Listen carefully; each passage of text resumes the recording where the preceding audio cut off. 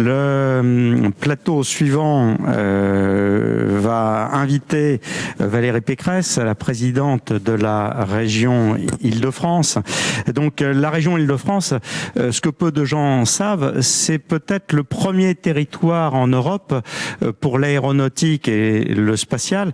Donc le point de vue après du président d'Aéroports de Paris sera important. Donc Valérie Pécresse, j'espère qu'elle est en ligne. Voilà, bonjour Valérie. Bonjour. Vous allez bien ? Donc l'Île-de-France, Paris Région, première région européenne de la filière aéronautique et spatiale. Quelle est l'importance de ce secteur sur le tissu régional ? L'importance du secteur aéronautique est majeure et c'est pour ça que je vous remercie de m'avoir invité à ouvrir ce Paris Air Forum 2020. Parce que le secteur aérien est essentiel pour la région, mais il est aussi essentiel pour le pays. Et que je sais que la crise du Covid a été particulièrement brutale pour le secteur. Il faut comprendre que nous sommes, l'Île-de-France, la première région aérienne et aéronautique de France. Ça ne se sait pas suffisamment parce que la région Occitanie communique très bien et elle a aussi un très très fort ancrage dans le secteur aéronautique. Mais l'Île-de-France, c'est plus de 100 000 emplois directs dans l'aéronautique. Et puis c'est aussi évidemment 2 aéroports internationaux, sans compter l'aéroport d'affaires du Bourget. C'est parmi les plus grands employeurs de l'Île-de-France, Air France, qui est l'un de nos plus grands employeurs privés, mais aussi les très grands industriels comme Safran, comme Thales, comme Dassault Aviation, comme Airbus. Donc nous avons aussi tout un tissu de PME qui travaille dans ce secteur et qui est rattaché et qui dépend de ces grands donneurs d'ordre. Nous avons un pôle de compétitivité, Aztec. Donc, ça représente 2000 entreprises. 2000 entreprises et un quart de la richesse du PIB de l'aéronautique est créé en Île-de-France. Toutes les 4 secondes avant la pandémie du Covid, un avion décollait dans le monde avec un moteur qui était assemblé en Île-de-France. Donc vous voyez, c'est vraiment une filière industrielle cruciale en termes de création d'emplois. Et puis, nous sommes un hub aérien. Nous sommes sans doute le plus grand hub aérien continental avec Roissy, Orly, 27 aérodromes, le Bourget, je vous l'ai dit, 108 millions de passagers accueillis. Alors bien sûr, nous allons avoir une baisse, Augustin de Romanet l'a dit, mais une baisse de plus de 80% des passagers en 2020 et c'est catastrophique pour une région monde qui crée de la richesse par les échanges, pour une région monde qui accueille 50 millions de touristes par an, 50 millions, moitié pour de l'affaire, moitié pour du loisir.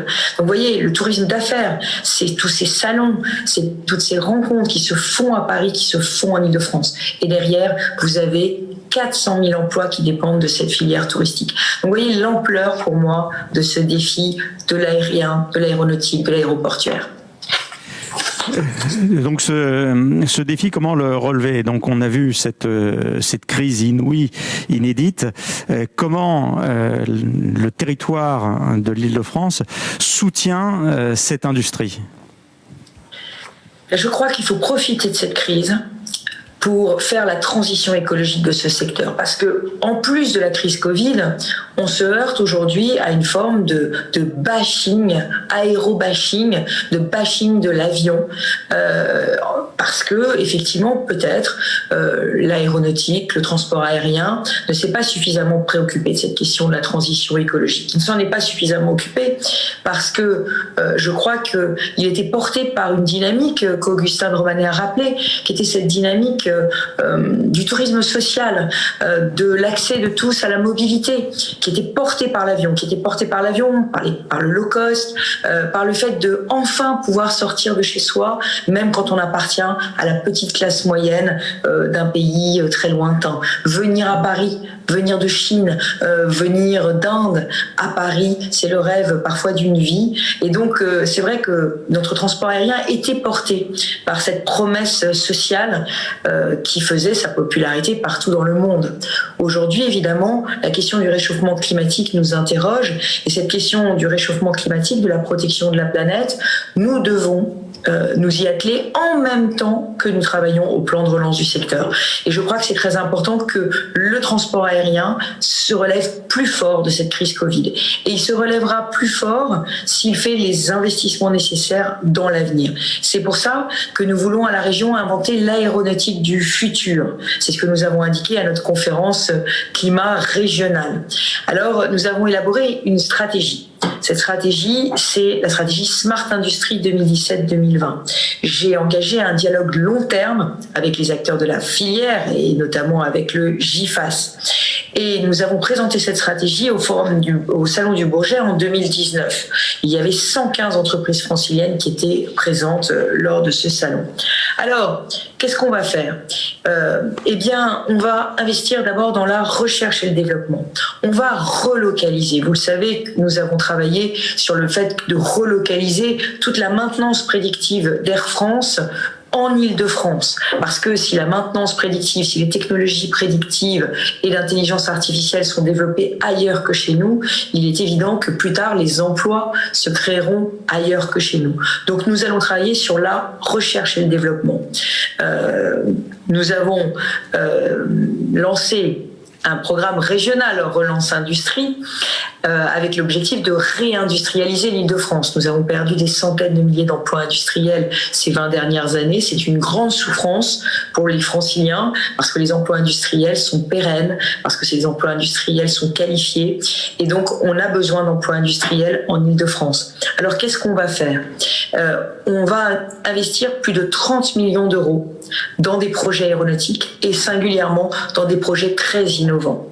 Dans le cadre du projet de l'appel à projet Relance Industrie, premier appel à projet du plan de relance dont nous venons de donner les résultats cette semaine, il y a 12 PME de la filière aéronautique spatiale défense qui ont reçu près de 8 millions d'euros. Alors je rappelle comment marche l'appel à projet Relance Industrie.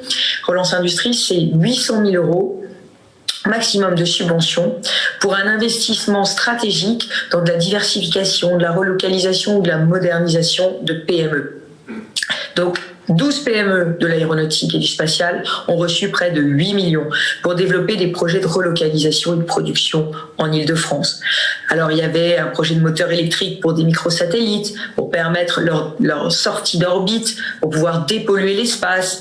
Il y avait des pièces techniques de haute précision, des systèmes de surveillance par drone, des pièces optiques. Et c'est très intéressant parce qu'on voit qu'il y a une dynamique très forte dans la filière aéronautique en termes d'innovation. De la même façon, nous allons financer la modernisation de l'usine de production de cartes électroniques par satellite d'Elancourt d'Airbus. Et cela pérennisera 1700 emplois et ça pérennisera le site. Et ça implique un écosystème local de start-up et de PME et ça créera 20 emplois supplémentaires. Nous finançons, dans le cadre de notre appel à projet Grand Lieu d'innovation, le projet Single Roof d'Air France Industrie, pour 1 million d'euros. C'est une ligne de production à Orly pour réaliser la maintenance des moteurs d'avion nouvelle génération. Là encore, il y a une dimension écologique, parce que ces moteurs seront moins polluants, moins bruyants. Et là aussi, cela permet de pérenniser des 2200 emplois, les emplois de la maintenance, et de créer 200 nouveaux emplois à Orly à partir de 2023. Nous avons aussi financé l'Excelab de Safran, qui permet d'installer des moteurs électriques dans les trains d'atterrissage pour électrifier le roulage des avions sur le tarmac en réduisant ainsi les besoins de kérosène. Là aussi, il y a 1300 emplois sur le site sur le site de Safran et on en créera 60 supplémentaires tout en multipliant par 4 le volume de commandes passées auprès des sous-traitants franciliens. Je pourrais également citer notre soutien au MROLAB, le centre leader mondial, je l'ai dit, de maintenance prédictive d'Air France à Roissy.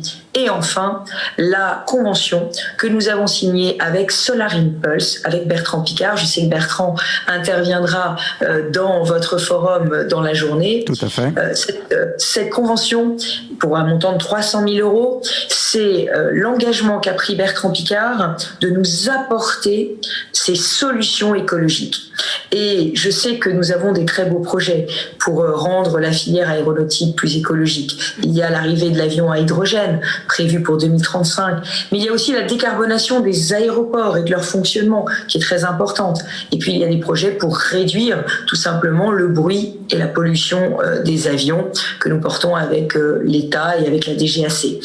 Donc sur tous ces projets, on voit la logique. La logique, c'est innover, relocaliser, réindustrialiser, continuer à défendre cette âme industrielle de l'Île-de-France et puis en profiter pour devenir très écologique, très proche des préoccupations environnementales, parce que c'est celles qui soutiendront le trafic aérien demain. Valérie Pécresse, vous le liez, la défense de l'environnement, la défense de l'industrie, la relocalisation. C'est un programme de souveraineté. La souveraineté de la France, la défense de la souveraineté de la France passe par l'action des territoires, là où sont les emplois. Comment vous placez la France dans son environnement mondial et l'Île-de-France au cœur de la France ? Il y a une autre singularité de l'Île-de-France, c'est que nous sommes un hub d'innovation incroyable, à peu près unique dans le monde. Et donc, il va falloir que nous nous positionnons sur toutes les technologies de rupture, les technologies qui vont nous faire apparaître comme leaders mondiaux dans un certain nombre de projets. C'est pour ça, alors, vous parliez de souveraineté, souveraineté et innovation, ça va ensemble. On n'est pas souverain si on n'est pas leader en matière d'innovation. D'ailleurs, Christine Lagarde, qui est intervenue à notre conférence climat, nous l'a rappelé. Elle nous a dit, le plan de relance que vous allez faire contre le Covid doit être fondé sur l'innovation et l'innovation dans les grands groupes, mais aussi dans les PME. Donc, vous voyez qu'on suit les préconisations de notre amie Christine. Alors, souveraineté sur la donnée et le big data. Il faut que nous utilisions le fait que l'Île-de-France est un leader mondial dans l'intelligence artificielle et dans les mathématiques pour faire travailler l'intelligence artificielle avec l'aéronautique. Et c'est pour ça que nous allons faire cette année un concours, un challenge intelligence artificielle consacré à l'aéronautique. L'année dernière, notre challenge intelligence artificielle qui s'adressait aux startups d'intelligence artificielle concernait la santé. On l'avait fait avec les données du cancéropole de Gustave Roussy. L'année d'avant, elle concernait les transports et on l'avait fait avec les données de la SNCF. Cette année, notre challenge d'intelligence artificielle qui s'adresse à toutes les startups d'intelligence artificielle d'Île-de-France, ce sera un challenge organisé avec Dassault Aviation. Et l'idée, c'est l'optimisation de la maintenance du Falcon. Et donc, nous venons de lancer il y a quelques jours ce challenge. Il y aura 500 000 euros à la clé pour l'entreprise qui gagnera le concours et qui organisera le tri de données, l'intelligence artificielle pour une meilleure maintenance du Falcon. Et ce qui est intéressant, c'est qu'il y aura 10 présélectionnés. Ces 10 présélectionnés vont pouvoir travailler de manière très étroite avec Dassault Aviation. Et je crois que c'est un peu ça, la force de l'Île-de-France. C'est ces grands donneurs d'ordre qui sont puissamment investis pour faire grandir le tissu de PME qui est en dessous et le tissu d'innovation. Alors, par ailleurs, nous avons soutenu le Campus Fab de Bondoufle. Le Campus Fab de Bondoufle, c'est une plateforme de formation usine du futur. Parce qu'il ne faut pas oublier la formation. Alors bien sûr, on est dans une situation un peu compliquée où les jeunes que nous avons orientés vers l'aéronautique cette année vont avoir du mal à être recrutés. Mais c'est transitoire. Moi, je crois au rebond. Je crois au rebond de l'industrie aéronautique, même si en termes de nombre de passagers, on va mettre quelques années à retrouver la jauge. Je sais que sur le long terme, l'aéronautique se transformera, se modernisera, se dépolluera et qu'elle retrouvera une dynamique très forte. C'est pour ça que nous avons nous avons décidé de cette plateforme de formation Usine du Futur qui a obtenu le label Campus d'excellence gouvernementale. Nous avons aussi apporté notre soutien à l'Additive Factory Hub, qui est une plateforme de fabrication additive, ou à Starburst Accélérateur, un accélérateur de start-up de la filière. Vous voyez, tous ces projets sont des projets radicalement innovants. Et puis le dernier dont je ne peux pas passer sous silence, c'est le projet un peu futuriste que nous préparons pour les JO, le projet de véhicule électrique à décollage vertical, un projet ADP, Safran, RATP, Volocopter. Alors c'est un bac à sable technologique, ce véhicule électrique à décollage vertical. On ne va pas tout de suite se retrouver dans le 5e élément. Il va falloir tester l'acceptabilité pour monter dans un véhicule qui n'aurait pas de pilote. Il y a des problèmes d'acceptabilité sociale, mais en revanche, ça va nous permettre de tester toute une série de technologies et notamment l'autonomie grandissante et l'utilisation grandissante de technologies sur la mobilité aérienne urbaine. Et l'idée derrière, c'est d'avoir une mobilité aérienne non bruyante et non polluante. Voilà, j'en profite et je conclus pour dire qu'à chacune des startups qui nous écoutent, que nous avons pour les aider à mener leur développement, un programme régional qui s'appelle InnovUp, qui s'adresse évidemment à tous les secteurs, pas seulement au secteur aéronautique, des subventions entre 100 000 et 500 000 euros, et des avances remboursables entre 1 million et 3 millions d'euros qui sont très puissantes pour aider les startups à décoller, si vous me permettez cette expression, dans notre réunion. Et je profite de vos questions, là aussi, pour dire qu'il ne faut pas se tromper de cible. Aujourd'hui, il ne faut pas diaboliser le transport aérien. Il faut aujourd'hui l'aider à faire sa transition vers un avion propre, un avion de demain, silencieux, décarboné, qui doit être créé en Île-de-France, et on fera tout pour cela. Je vous remercie. Merci Valérie Pécresse.